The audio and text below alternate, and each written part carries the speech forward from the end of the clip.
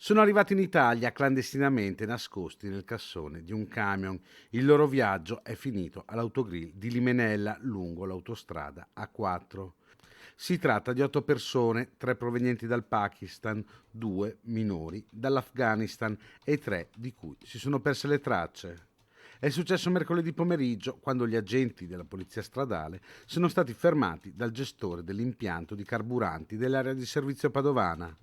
L'uomo segnalava la presenza di 3 persone viste uscire da un camion.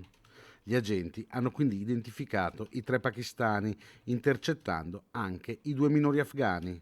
Dopo un'attenta visione delle telecamere a circuito chiuso, gli agenti hanno ricostruito che dal camion telonato erano uscite altre 3 persone che sono riuscite però a darsi alla fuga. Considerate le precarie condizioni in cui le 5 persone si trovavano, i poliziotti hanno innanzitutto provveduto a soccorrerli, ristorandoli con cibo e bevande. I 5, tutti sprovvisti di documenti, sono stati accompagnati in questura e poi affidati all'ufficio immigrazione.